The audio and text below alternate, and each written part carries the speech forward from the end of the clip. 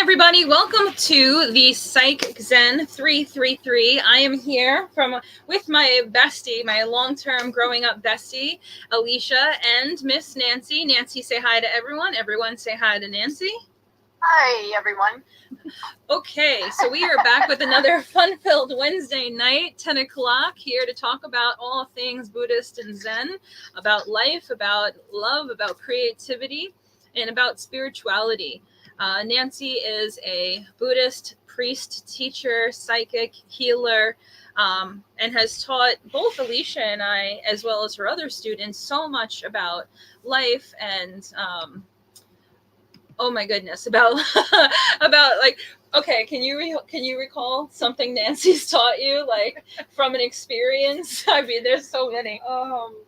I guess the first and foremost is to break down any constructs you may have built and developed over time in your mind, because now is the time to rebuild them anew in this beautiful time space that we're in. We are offered grace, we're offered love, we have a chance to get these new downloads, and a lot of these beliefs that we've been taught over generations are now obsolete, and that's a really wonderful thing. But that does sometimes take some guidance, take some practice, and luckily we've been able to do this work with the guidance of Nancy and each other and many other healers around us. I don't think I could have asked you to say that any more perfectly. Like, that was amazing. Thankfully, we have a Nancy in our life, and really the point of this podcast is for all of you to enjoy a Nancy in your life as well. So without further ado, we're going to kick it off for tonight. Nancy, the first thing I want to talk about is when you do your teaching, something that we now hear you say a lot is what we were supposed to do past tense is over. Karma is over. What we're doing now, or what we're supposed to do now, is light up and be happy. But what does that mean, and how do we do it? Well, that's a whole radio program. I know. And thank you for all the compliments, you guys. I'm glad I could be a part of your life, as far as at least giving you some ideas. To light up to me means it's sort of, some people would say it's positive thinking or it's positive feeling and so on. But what it means to me is going inside. It's already inside you. It's already there, and the peace is already there. The love is already inside of us, and we don't realize it. A lot of people don't realize it. And lighting up means that I'm making a decision, I'm making a choice to leave something that is not, and that's negative or not important, that's not going to, it may seem important, but it's an illusion. I have a choice. I have a choice that I can stay in that state of unhappiness and pain, or I can move out of it, and I can choose a different way of being, feeling and experiencing and so on. And even going through whatever that was, I have a different outlook on it, or a different way of experiencing it. And so lighting up to me means going inside and bringing a peaceful choosing something inside me, and asking maybe for help. Breathe, we have all kinds of methods, and you go inside and you make a choice that you would rather be peaceful and happy and get the truth than to stay in that pain and that illusion. That's so beautiful. Well, it's true. Yeah. No. Why do we want to be in pain? It's bad when you say things like that. It's hard enough. It's hard to be. Why do if the past was painful, if I had painful things in my past, or if I misinterpreted something, or interpreted in a way that it was presented to me as far as profiling, then why would I want to have it happen again? I mean, if it was bad enough the first time, why would I keep wanting the same past to come into my future? And that's what happens. We get stuck. It's like a music, that gets stuck on the same tone and the same thing over and over again. It just keeps repeating itself, and It just, maybe names change, maybe there may be a different location or whatever, but it's the same thing over and over. So why would I want to keep doing that? Why inside every person there's this one, whether they demonstrate, whether they're aware of it, no matter what and who they are, there's still a need to be at peace, and there's still a need to go and want the best and be who they really are. So I guess lighting up to me means getting closer to that. Yeah, to be one with your true self. And I think that there's almost like a double metaphor that can be in that, because the stories that we tell ourselves about our lives or the way we choose to live is one thing, but sometimes it's like when I was visualizing when you were sharing that was like the chronic skip, where it's like, Peace is a song that plays through smoothly without any interruptions or skipping, like a CD. I know kids these days don't have CDs, but when we did, I was looking for the right music piece too. yeah, a record, a CD. But if it has come back out of the past myself. I mean, I wasn't in the past, but it was hard for me to draw it back. Yes. Yeah. So like, having a CD where we have like a chronic skip line, and when we choose to come out of our suffering, light up and be happy, it's almost like we're going back before that etch that causes the skip hit our lives, and saying, well, my true self doesn't even have this etch line that causes the skip. I don't want to even live with the skips anymore. I think, Teresa and Alicia, I think that you also have to have an idea of what light up means. I mean, light, what is light, And light is consciousness, it's understanding, it's love, it's peace, and it's harmony, and it's an understanding. And you don't have to pay for it. You don't have to do anything. You're already it. It's already inside of you.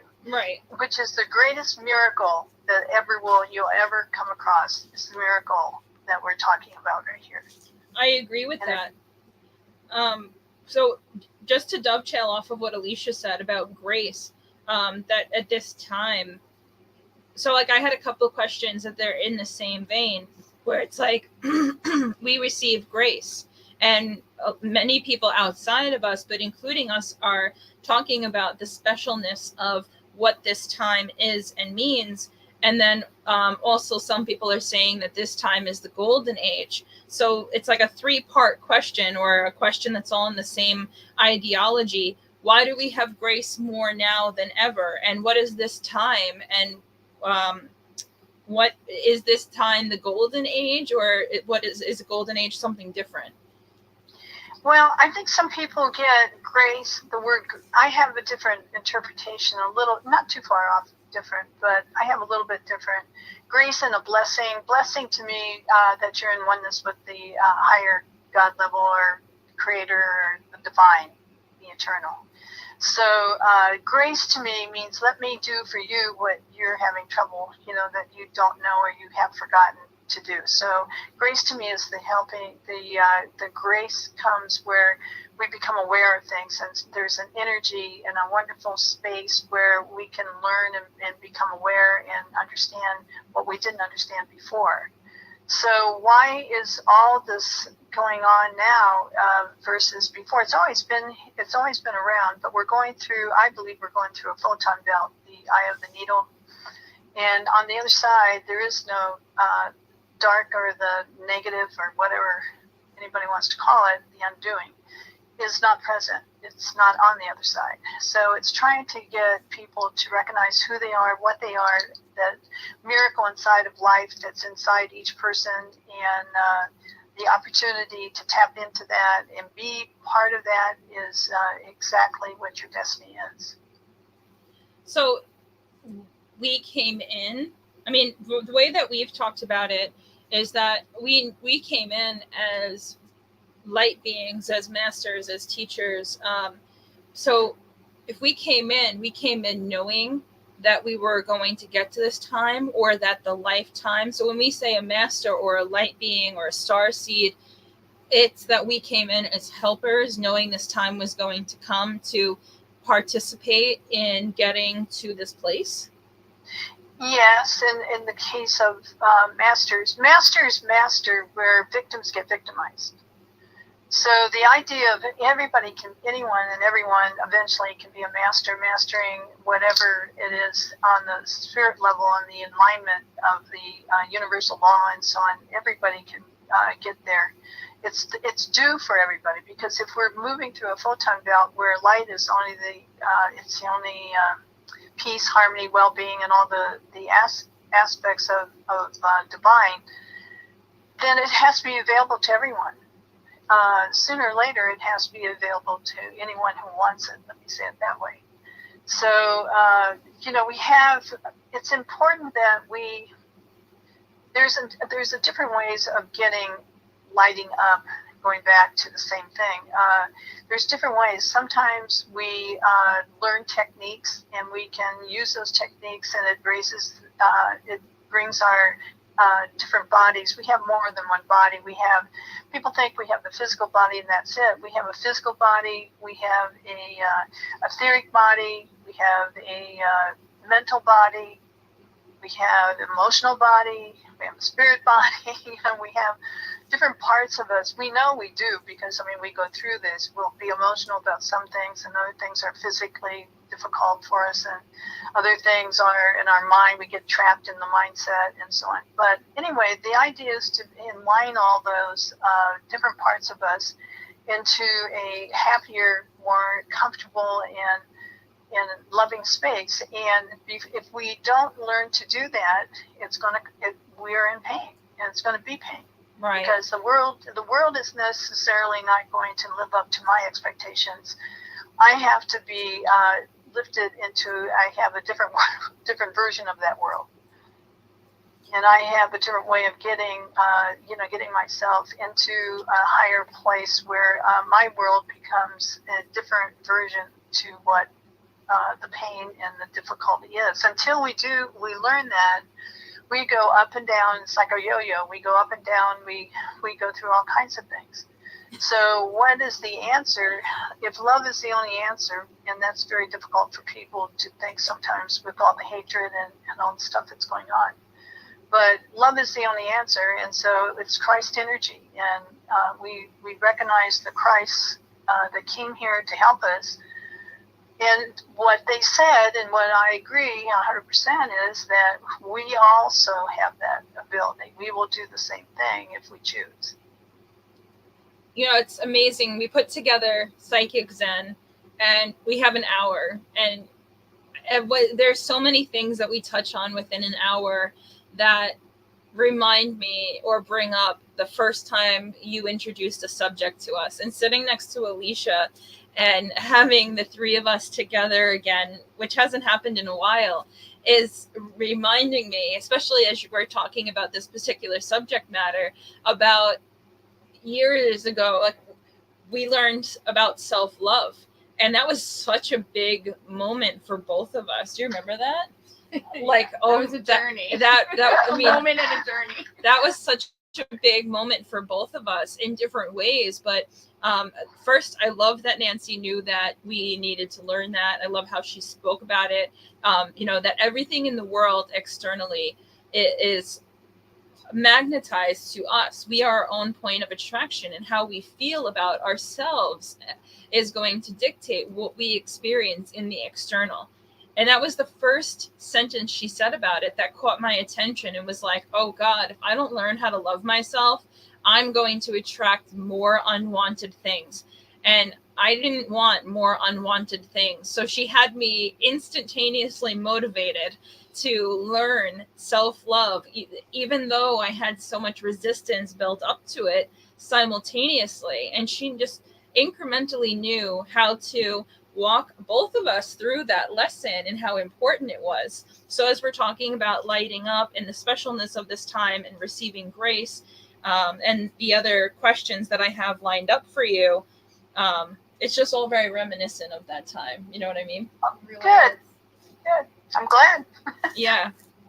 What do you think, like, advice you'd give to anyone about Alicia, self-love? Like, I think learning to have courage to allow yourself the freedom to really truly embrace it, I think is probably for many of us a big first step. And once you can get through that, you're just flying by, breezing through, and enjoying every minute of it, every delicious minute of it. As each layer unfolds, you find more ways that you say, hey, you know what? I learned something new about me, and I'm embracing this aspect of me. And not only am I embracing it, but I fully accept it and appreciate it. I love the new version of me each and every day. And I can't wait to meet the new me tomorrow. And you just keep rolling with it day after day. And, you know, it's just, before you know it, you look back and you say, there was a time that I used to feel differently about not just myself, but about the outside world. And you start to piece that together and realize the correlation of the true, what many speak of, the connectiveness between us all. And that when you can really look at yourself with such unconditional love, it opens your heart space to hold room for compassion, for loving others in a way that you've been able to do for yourself. And it really is something incredible and empowering in its own right. Way more than I think some may realize it. And I feel very fortunate just to look back, and I do look back with a loving heart to say, you know what? I've come really far, and I'm really happy with who I am and where my life has taken me. And again, I look forward to where I continue to move. Yeah, I agree with that. That's the interesting thing, Alicia, is there's no end to it. Yeah, there is none. And there's no beginning and there's no end, and it's always been inside you. I mean, it's always been inside everyone. It's already, and people say, you know, they probably think I'm out of my mind by even saying that. Can't you see the world? Yes, I see it very clearly. And it takes, in order to love yourself, you have to understand that there's a lot of that happens in this world. And as beautiful as the earth is, and as incredible as all of the elements are, and the incredible things that are, beautiful and so on, the world is full of lies. And for me to not love myself is a misunderstanding and a lie. Because if we know who we really are, and when we find out who we are, we need to find out who we are. And it's something that's needed for trust. I know that you were talking about trust before everyone started here. Yeah. But how can I possibly trust myself if I'm in the middle of a lie? So you have to have a consciousness. You have to be, like you said, Alicia, you have to be open enough to take a look at something, and it is what it is. What did I learn from it? How did I, what do I choose? Every mistake anyone makes now is showing them what they don't want. What's really interesting is, because of the time we're in, not only does it show what we don't want, it has the answer of what we do want right beside it. Yep. It doesn't cost anything. You don't have to change it yourself. You don't have to change anything. The change will automatically happen. Once you have the consciousness to understand that this is a life, and to understand the miracle, the breath, the divine put itself, the Mother God, Creator, put itself in breath. And it chose us to come in, and we chose to come in, and we became one with breath. We have to breathe no matter what. So whether someone's aware of it or not, which a lot of people aren't, many people are becoming much more aware of breath and the importance of it, because within it is divine. And that's our potential. I mean, it's not outside. It doesn't have to be in a book. It doesn't have to be anywhere else. It can be right smack inside of us. And I have to, but what happens is, you guys both you and Teresa, Alicia, both of you were diligent. And you put it forth. You put a lot of the understanding and learning and so forth is what it takes. You put in as a priority. You're the ones that did the work. I mean, I may have led the, a little piece of the way, but you're the ones that did the work. And it's not work, it's pleasure, it's fun to find out things about yourself that you to discover, rediscover, to be rebirthed and rediscover something really neat. And oh my God, I feel so good, and I can do this and I can do that, and I can go through all this stuff, and I take the high road and so forth. But you did the work. Most people get distracted. They would rather watch TV and I'm not putting any of this down. I'm not saying we shouldn't do that. If it takes such a short time to go inside, it takes such a short time. And 10 minutes, an hour, whatever, out of 24 hours can change your whole life. It really can. It can change everything. That's what you did. That's exactly what you did. Yeah. You chose to do things like with chanting. I mean, in the case of the Buddha side of it, chanting was part of it. Yeah. Chanting is a vibration. So using a vibration to call on it, to be one with it, and so on is part of that vibration. But it's not. It doesn't matter how someone does it. It only matters that we take a few moments out of a busy day and realize the busy day would have been a lot better if I'd taken a few moments. Right. And that's the glory of it, is how often a few minutes of work, and I mean, sometimes I put in more than a few minutes because I see that it's an instant reflection in my life. I suggest people put in a little bit more in a few minutes. Yeah. Like you put in the time and you get the result back from it. And one of the things that I'd like to even share in this, and before we move into this next question, is from my own experience, if I would hit a wall or I'd get into a very painful or hard spot, even through the teachings I had with Nancy, I would pray to God when it was hard. And Nancy would teach us, don't just pray when things are hard, pray when it's good, so it stays good. And my level of consciousness didn't grab that lesson immediately. So I would go through these ego bouts where I would go through something, get to a certain point, hit a wall, be upset, pray to God, get out of the place where I was at, feel better. And then I would find myself, whatever measure of time later, in the next place where I'd be praying again. And I realized after enough of those that I didn't want more of those. And then I finally understood the meaningfulness in pray when it's good alongside when it's bad. And now I pray every day, the first thing I do in the morning, because I feel personally like if I start my day with prayer, that every day will be a good day, no matter what happens in it. Or, things will be easier for me, or I'll have a deeper wisdom and understanding. I'll have a larger capacity for compassion. I'll be more in tune with myself. There's just unlimited benefits that come with merging with our Creator on a daily basis. My personal opinion. And that's it, merging with the Creator. And prayer is a method of, prayer basically is a vibration focus and method to be in oneness with something that is knowledge and knowing rather than believing. Right. And believing is one of our worst enemies. I mean, there's so many belief systems out there, depending, everybody's, arguing, fighting. Everybody wants to fight over belief systems and so on. But right beside the belief systems is the now and the knowing. And the knowing, you don't have a need to do all that. You don't have a need to be confused. You don't have a need to be unhappy. You don't have a need to be in pain. You don't have a need to search and keep going. You expand what you are. You always are looking. The Creator never stops creating. And changes are always going to take place, and it's becoming more and more and more. You think, well, how can I possibly, because the mind's finite, it doesn't understand more. It really doesn't, and it always wants more, and that's why pain exists.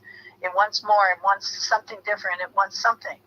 And the mind is going to be limited until the heart takes rule, where the now is, and when it's in the now, you're going to have many, many, many opportunities, ones you'll never think of until it happens, and sit there and go, oh my God, I never would have thought of this. This is so perfect. I know. Now, there's a lot of people that want to be miserable. Yeah, so true. There's a lot of people who've been taught that is their destiny. Or the condition there's a of lot you of have people, to. I'm sorry, if you want to say something else, stop. Go ahead. No, the condition too, like what you're saying is people believe in, like almost like suffering is the right way. Like if you're not suffering, are you really doing the thing you're supposed to do? You gotta hurt to gain. No way, man. I don't want to hurt. I don't want to suffer. I don't need to suffer. I don't want to suffer. And what we do, I mean, the reason you have this broadcast, I mean, you already know a lot of this and you're sharing. So, I mean, it's very important with all the things that are happening in this new age. It is the age of light, true. But when light comes in, the negative has to, bend itself. It has to leave. But there's a process in the middle of this that's really painful. And it's confusing, and there's a lot of lying going on, and a lot of different, what do I trust? How can I trust this? How can I trust what I learned? I'm finding that's not really true. I'm finding it doesn't work. And again, I've said this before on the last broadcast, I think. It's important to measure something not by right or wrong, good or bad, but measure it whether it works or not. If it works for you, great. If it doesn't, try it, go to the other answer. Yeah, we come face to face with our creations and our conditions. What were you going to say? So I actually wanted to bounce off of the idea that, Teresa had brought up something that I've been thinking about a lot. It's really stuck with me over the years when you said, don't just pray when it's hard, pray when it's good. And that's always meant a lot to me. And I'd love to know if you would feel that my thoughts are along the correct way of thinking about this, where when we pray more when things are good, many of us are fairly familiar with praying. Many of us say, okay, I've embraced being able to pray. But I think there's often this association. You pray when you need something. And you had mentioned, Nancy, that, a lot of times you can sort of get on the wrong vibration because prayer is a vibration. So when we more frequently decide to pray in a way, like how can you pray in a way that's good? When things are good, how can you pray? And is that helping you to align more with the things that you want? It does help you to align more. What the theory is, what's really interesting about gratitude and how important gratitude is. Gratitude is it's mostly important. I mean, it's nice to be thankful for things and say thank you and stuff like that, which is really important. But that when it's sincere, when it's true gratitude, that means you recognize the gift. The person opened the door and they didn't have to.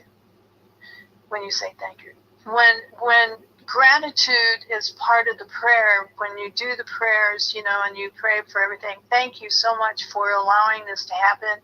I would love to have more. I would love to feel it and keep feeling it, something with the suggestion of the answer, which is the fifth dimension and higher. So, but gratitude is so important because it can't be faked. I mean, you can say the words, but when it comes from your heart and you're truly thankful, you think, oh my God, that is so amazing. I'm so thankful. I feel so good. This was really fun. It's not about asking for things. It's about knowing who you are, trusting who you are, and knowing that everything is already there for you. And once you understand that everything's already there, it's just a matter of matching up to it, vibrating at that vibration, the same vibration of whatever it is that you want. And you do that, and if you have blocks and if things don't happen, you have blocks and it doesn't work and you have doubts and this and that, that means you don't know yourself. It means that the pain runs deeper than the... Faith is an interesting thing. You mentioned faith. Faith to me is something that you use when you're not sure. What does that mean? Well, faith means like if you're not sure about something and you're not sure you're going to get it, you're not sure if you deserve it, you don't know if you're manifesting for the highest good or whatever. The faith is important. It was very, very important in the Pisces age. To have faith was extremely important. because we had to have something that we could, have. I want this, and I know I have faith and trust that it's going to happen. It has to do with the future, the past becoming the future, the way you want it. Faith is important. It's a stepping stone, but knowing is your answer. Okay. When you know that it's already yours, when you know that the divine it's on a unity base where everyone wins with this, when you know what you truly want and so on, that's even more powerful. So isn't faith and knowing synonymous? Like if we go back to that bridge from the beginning where we have hope, belief, and faith, and faith was... No, I think they're two different things. I think faith is the belief that I'm going to get what I want. Okay. I have faith and trust that something is going to happen. Like I have faith and trust that I talked to my body and I said, I got good news for you. I'm aligning in the higher level and you're coming with me. And the nice thing about it is you don't have to have disease. If there's any kind of pain, I'll tell you I got the message. And when I tell you I have the message, and I do, you're going to go away. You're going to stop being painful, and you're going to be happy with me. There's a lot of, now, after I did that, did I have faith that that was going to be the outcome? Pretty much. Do I know now after I've done it and been doing it, does that work? Absolutely.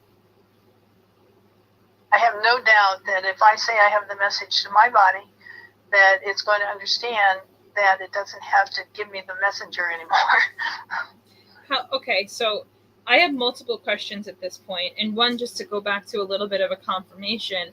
One of the most important lessons that Nancy taught me is that there's hear me out, a certain way to pray. There is a way there's praying from, oh please help me, and now you're in a fear state, you're in a lack state, versus when you're praying with confidence, or you're praying with gratitude, or you're praying with, thank you so much, like to the fifth dimension. Not only how you're praying, but where you're praying to. Fifth dimension doesn't deal in any negative. So if you see that there's a problem in your life and you pray to the fifth dimension, but you're focused in the vibration of the problem, is the fifth dimension hearing you? Nancy? It's like the Buddhas that have their hands over their eyes, their ears, and their mouth, and the monkeys, they have statues of the three of them. But no, yes, I mean, you're absolutely, in the fifth dimension, it only knows the positive. So you always want to go, if you're using fifth dimension, you always want to go to the solution. Thank you so much. I love having this freedom of the money coming at me. I realize now, thank you for showing me that money needs me more than I need it, and I'm doing it a favor by it coming. And I thank you. That kind of thing is more of a fifth dimension level. If you come to the high fourth dimension, to the high angels and the archangels and all the beings and the Buddha, all masters and whoever, the Christ energies. If you come to them and you ask for help, and which is, I think, very important, can you help me understand how to manifest in such a way that makes it easy for me to be in the same vibration of it? Can you show me? Can you give me that's the high fourth dimension, which is also very powerful. That would be in the faith level, where you're thinking that some power that knows what you would like to remember. I say remember, not know from the beginning. Not learn. You've known it all right. along, you just forgot. But would remind you of the answer, then to me that would be the high fourth dimension. So the how to pray, and this I'd like to use as the nice segue for, okay. Or so, can we just talk, can we say it can be prayer, but it can also be just talking, or just feeling, or just experiencing? Yeah, absolutely. Okay. There, with praying, having the conversation, I feel like one of the most important things people can learn is that the non-physical is just as real as the physical. And having a conversation with our high self, as well as ascended masters or beings, loved ones that have crossed over, you can have a whole conversation, and it is real just as much as the three of us are right here, right now, having this conversation in real time. the way you get answered is different, but it's just as real. And I think that would be an asset to anybody to begin to explore. Well, again, we use these words, and I'm a little picky at the words sometimes. And you're right. I mean, everything you said to me, I agree. But at the same time, what is real? Real has to be alignment. The only thing that can be real is something that's divine, eternal, and in alignment. True. Very true. So if I know let's say I know that, excuse me, that love is the only answer. We'll just use that as an example. I do believe that Christ energy, which is love, is the answer. Right. So then if I were using the fourth dimension, the high fourth dimension, then I would ask something that already achieved it, like an angel, Buddha, master, ascended master, someone who's really good at it. I would ask that being if they would share with me a way to become more of it.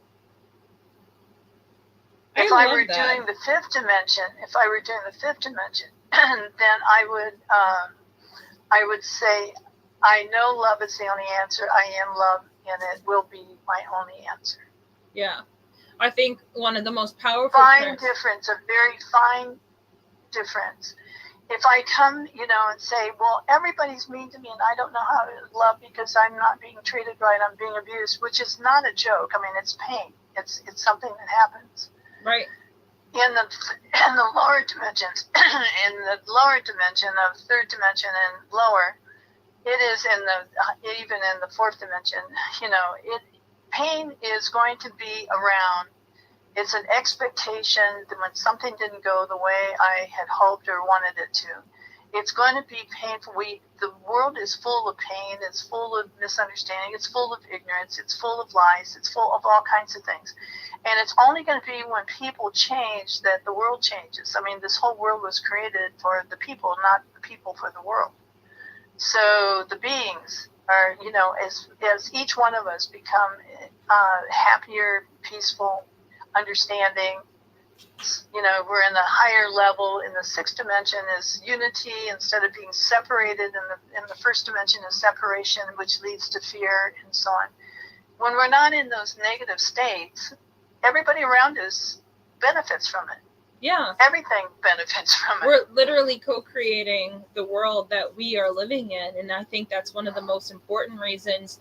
I mean, we find self-love, and that's enough of a reason to be happy and light up.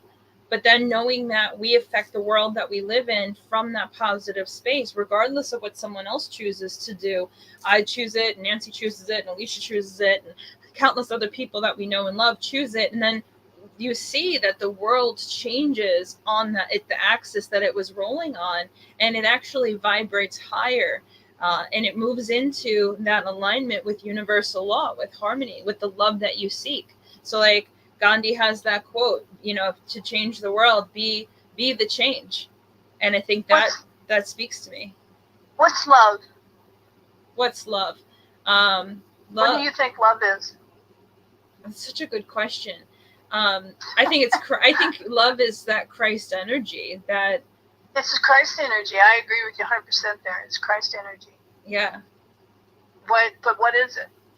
I mean, Alicia, you have done such a beautiful job with it too, both of you.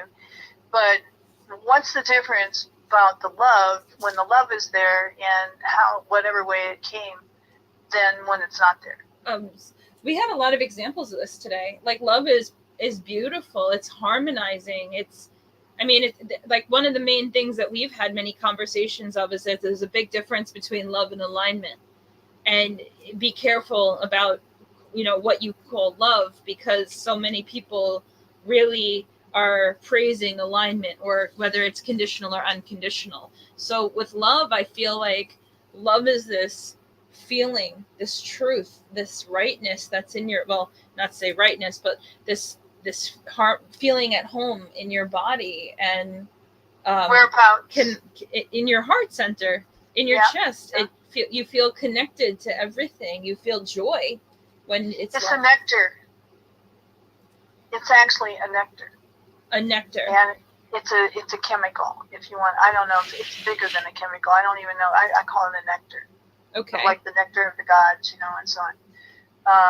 It's a nectar. It's something that resides inside of us, and people want peace, but peace isn't agreeing or disagreeing. Peace is this feeling of satisfaction that you've got the knowing right there that the love is in you, it's with you, it's part of you, and you don't have to buy it. You don't have to have someone else provide the opportunity for it.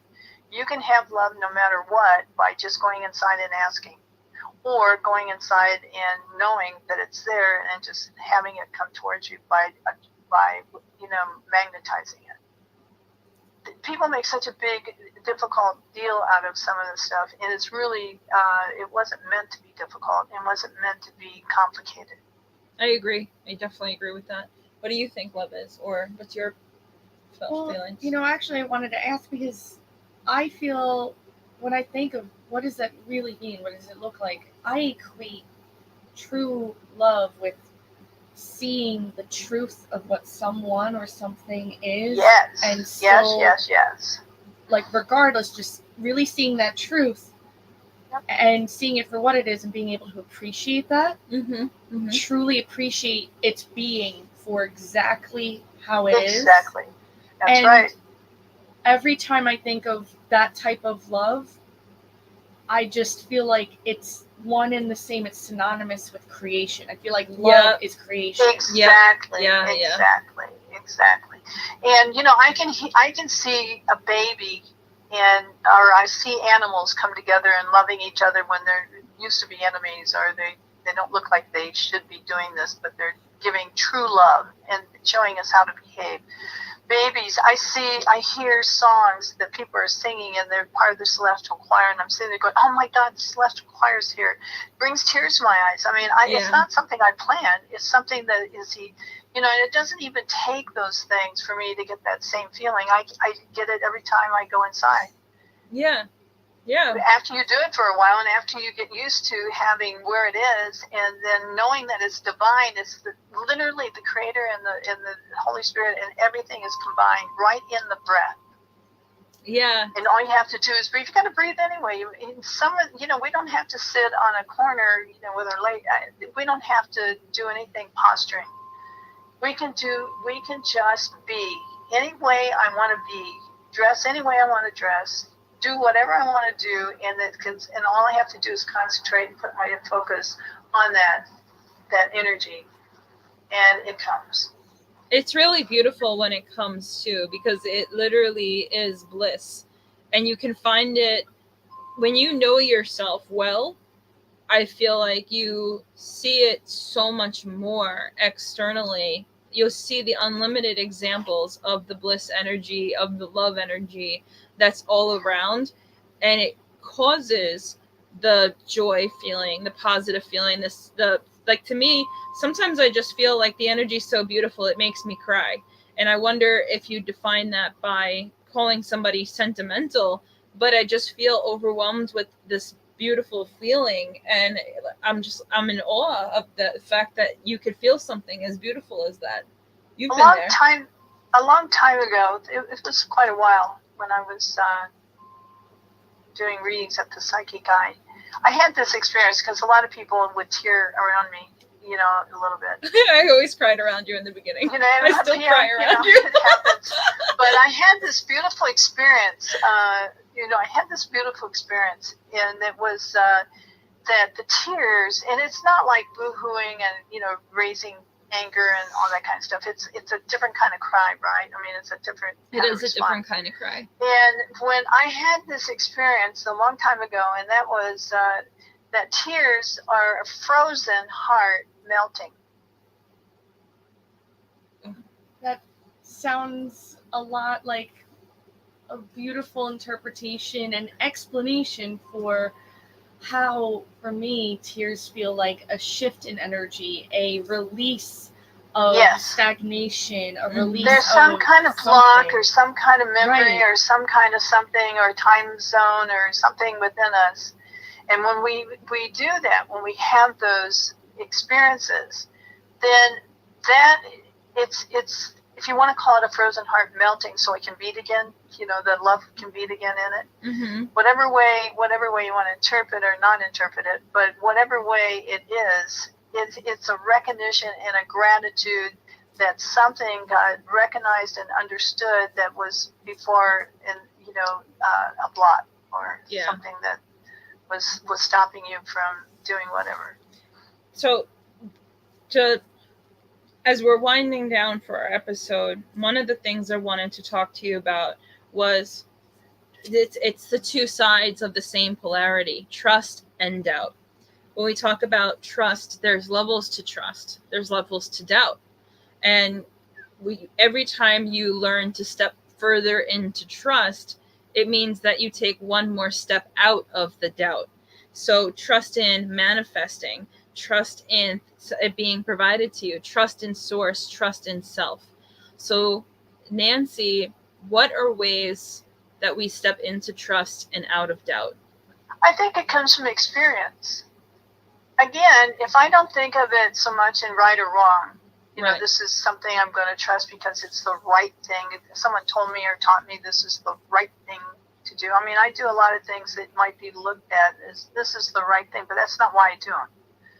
And it has nothing to do with right or wrong. It's what works or what doesn't. If somebody needs help and you do something nice, it's because there's some benefit that comes to them from you, and you get some benefit because you were able to help.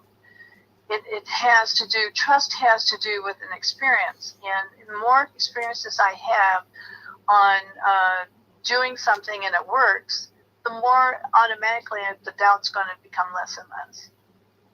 Or if I want to work on it, if I just want to say, I don't want doubt anymore, I just want to, that would be, and again, using one of the conscious dimensions in asking to be shown or ask for help. Okay. So like a question that you could utilize. So let's say that, who I am 13 years later from the person that started with you, that is an inspiration I use as a frame of reference when I interact with people who are starting their spiritual journey now. The doubt, the skepticism, the fear. So they're a master inside the concepts that they believe to be real, but they may not know the difference yet. Like they may not have waken up to there's something inside of them that's dormant, that's alive, that wants to be in love, wants to be in peace. But the concepts they have, the experience they had, the conditioning they had may be what holds them in doubt and fear or frustration, anger, sadness, whatever the gamut is, and away from the God that lives within them, away from the love that lives within them. So if we're talking about like people who have chronic financial issues, or people who, are suffering in their relationships, their parents, the things that happen in life. And like Abraham Hicks says, anytime you prioritize the doubt over the trust, you're arguing your limitations. But it's so many times when I'm in the middle of teaching a class, they go, yeah, but, and I'm like, oh, I remember when but Nancy all the time. Yeah, but Nancy, if you could just see it from my ego's point of view, and you would gently, move me into like, this is the way of love, rather than this is the way of ego. So when yes, trust is experience, but how can we trust? How can we open the door fundamentally to it is safe, has duality, that it is comfortable to trust, that it is easy to trust, that it is worth it to trust? What incentivizes us to trust? I think what happens again, I think we're going to get a lot of help to do this, what you're talking about now. Mm-hmm. I think it's going to come from a higher level where people have their own aha moments and understanding, which I think is going to be a very wonderful grace. I like that. Yeah. And again, there's a lot of, we've got to understand the difference between the side that doesn't work and the side that does work, and we were taught the side that doesn't work. Right.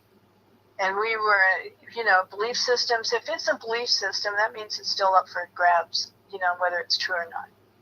And if you are knowing, like really knowing, then there is no such thing as that kind of confusion. You basically find different ways and many ways to either use it or do it or learn more of it. And so trust is one of those things. It's very hard to do right now because so many people are lying, so many things are lying, so many groups are lying. How do I trust the attorney? How do I trust this or do that? A lot of people in those areas are very trustworthy because they have ethics, so they're in alignment with their spirit. And they are truly servers and trying to do things that will help or quicken somebody else's problem and pain. So a lot of them are. A lot of people are, very wonderful. But there's, how do I tell the ones that are not? And how can I trust myself to know the difference? Well, as you know it inside your own heart, you're going to know what something else is going on with someone else. Yeah. Yeah. You're gonna figure it out. You're gonna know it. It could be by a trial and error, and you get whacked, or something. But it should just teach you a lesson.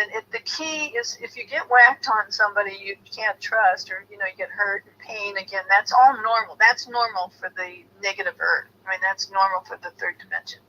Being hurt and in pain and suffering is normal there. What we're trying to do is get out of that. Right. Move into the paradise level, the higher level and so on, because the other side's not fun.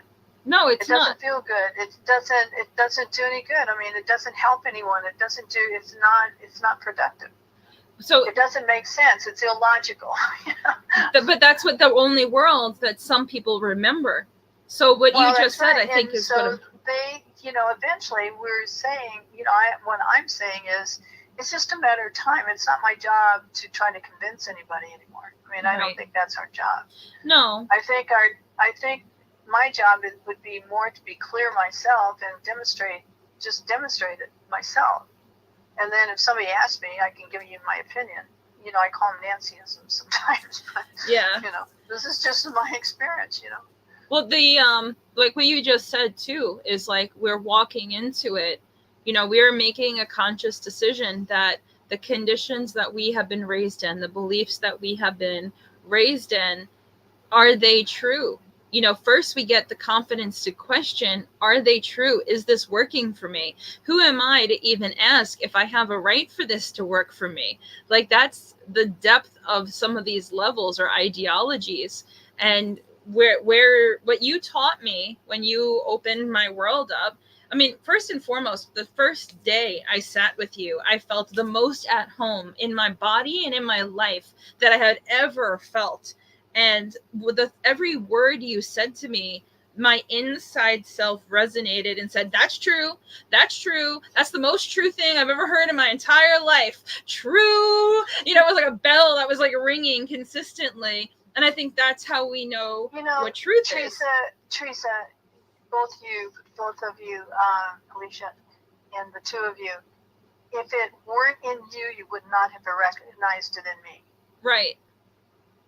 And all those nice things you say about me and the experience you had, it created a form of trust, right? I mean, it helped you trust me a little bit more because it kept being consistent. Hopefully it was consistent and it kept going in a true direction, right? Right. That's because I was lucky enough to have clarity, and then I shared it. And you wouldn't have had whatever is inside them, they recognize in someone else. Right. And that's the good, the bad, and the ugly, as well as the great and the wonderful. How did you maintain having what I saw in the two of you was who you are. So originally, it was easy. You guys made it easy because once you got a knack of seeing who you are, you just sort of ran with it. Oh, so excited too. we were like, oh my God, this is great. Run more. And there are going to be a lot of people doing that now. They're conscious. They want to be happy. They're willing to go inside. They're willing to take the 15 minutes, the hour, the piece of time to make it important enough to ask the right questions or to pray or to go in and meditate. I believe that meditation is very, very important. Meditation means the thing with meditation, and there's a lot of guided meditation right now, which is very helpful, but it's not the same. There's different kinds of meditation in my mind. The meditation I'm talking about is the universe talks to you. All Right. you do is sit there. You don't have to do anything. You're just there. You just say, I'm just here. All I know is I'm here. And then you allow the universe, the big ocean, to the drop of water, sit there and bring to you whatever it is that you want, or whatever. It's not just what you want. A lot of times it's beyond your recognition that what you wanted, it was perfect and you didn't even know it. Yeah, many times. It's the whole ocean has everything, and that's the divine. And I'm glad I could be clear. I'm glad I could serve, and I'm glad that I had the opportunity to have a relationship with the two of you, because it's been my pleasure. The only thing I did inside of what we just talked about is quicken your time to learn to remember it. That's something that you said. A teacher does that. If someone is a clear teacher, they're going to quicken that person. Yep. And if they're a teacher and they're doing something the negative, they're going to quicken that person too, if the person wants to follow it.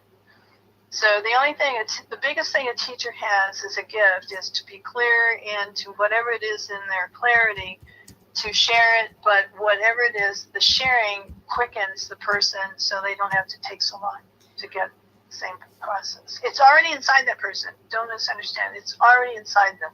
You're not giving them anything. You're just sort of open the door a little bit and say, take a look at this, do you think? Yeah. There's an alternative vantage point.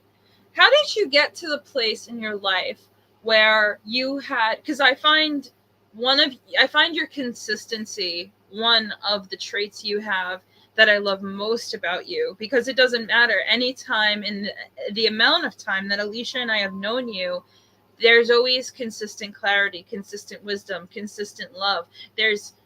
We've gone out to go eat at restaurants. We've stayed at your house. Like there's a consistency that I love, I rely on, I look to. I have measured myself how to be consistently compassionate, to have consistent clarity. How did you achieve that? Or were you born that way? Like how did that work? What's the behind the scenes? I think it was a little bit maybe that way, but I also had very excellent teachers too. And which quickened me, which opened up, and I'm sitting there going, I remember that. I know that. That's true. Oh my God.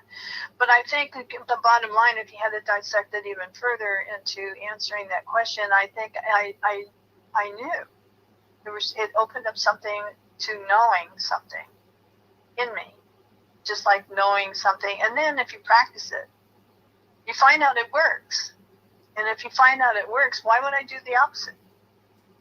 Yeah. So, to me, it's a logical state. Well, if I already know, I may have to learn how. Maybe I'm not perfect at it when I first start, but it's not that I'm not going to work on moving towards it or doing it or practicing it or whatever the case might be. And it has nothing to do with ritual. It has nothing to do with anything other than I know it's within me. If I choose to use ritual and chanting, then it's just a tool.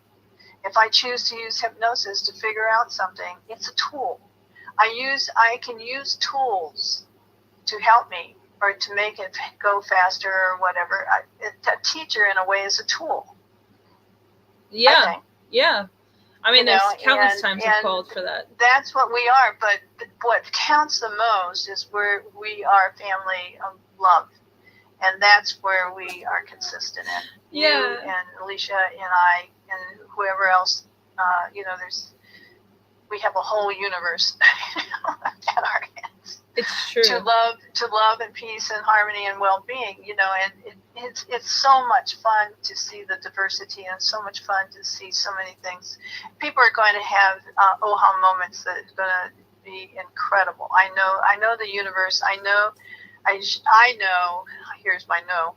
I know that the heavens and the universe and the Christ and the energy and the Holy Spirit and the Creator and every part are going to shower the human race and shower the universe and bring them into giving an opportunity to make a decision that they're going to like a lot. Yeah, I feel that, and I love that. It makes my heart so happy knowing that that's where we're at. That's what's available to us. It's already happening. Yeah, it really is. Already happening. You can feel it. So tools to use to our viewers. One of the things that we said while we created this episode is, if we're going to pray to the high fourth, it's, can you help me understand how to? Can you help me remember how to? And then put the thing on the end of it that it's about. Can you remind me how to have loving relationships? Can you remind me how to be accepting? If you're using, Teresa, if you're using the fifth dimension, you want to say, I know you're going, it's an I already know, it's not can you. Can you would be fourth dimension. Right, that's high fourth. So if we're praying to the high fourth, it's can you remind me?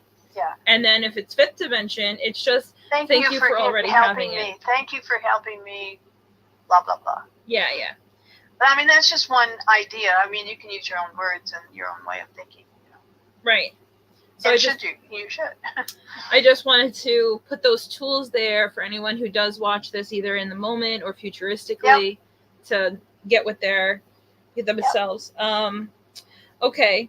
So one of the couple things that, I have on this list for next episode, just to throw it out there, healing through the bodies, the light bodies, and the photon belt. If anybody else who's in our audience, either in the live that's happening right now, or as you watch this video and you would like to suggest questions or subjects that we haven't touched on yet, or go back and ask questions about any of the subjects that we have touched on throughout our episodes, please give us a message of some kind, an email, fly a pigeon, intuitive knowing. Give us something of feedback if you're interested in knowing something we haven't touched on yet, or going deeper into something that we already have. Any last words for you, Alicia? It's just been such a pleasure and a delight for me. This is really a treat to be able to, again, as you've mentioned, the three of us sit down and talk together. It's so nice. I love it. I mean, I think it's a little extra sweet for me because, Alicia, with moving, we've been students with Nancy from the beginning, and being able to sit with Nancy and notebooks in hand, hanging on to every word that she said. And then after Nancy gives us the teachings, we go home with our notebooks and we discuss it. And we've learned so much together about manifesting, about energy, like the experience portion of the teachings that Nancy has given us. We have done so much of the experiencing together, and you go, well, this works, that didn't work, what worked for you, how'd that go, did you try this? And the ping ponging, you were the ping to my pong. And then when we learn something, we both call Nancy and we're like, Nancy, guess what, we figured it out, we're so excited. And then what's the next thing that we can add on to this? And it's just this continual growth and expansion that's been so fun. Teresa, what you're describing is company of truth. And it's a very important step to have people around us that we can, you don't have to, but I mean, it can be done individually, but there's a very much a power that has to do with the company of truth, people coming together and looking at something and as long as it stays holistic in the sense that we have the right to agree to disagree, or we have a right to our own ping to the pong, and so on. And, you guys did that very nicely. Yeah. We've always respected each other's feelings or thoughts, where we were at in the experience. And I think it made our love deeper, right? Absolutely. We grew together, and so did our love. Yeah. I feel like, there's growing up together in the physical sense, but there's also growing up together in... And there's a lot of your audience out there, whoever is, if it be 1 or 100 or none, or admitting, it doesn't matter. They also have everything I just said to you, you and I and Lisa are saying to them. I agree. Meaning that it's already inside them, that the company of truth is important, and they're on the right track, and they're doing, they're going to be amazed how fast they move forward.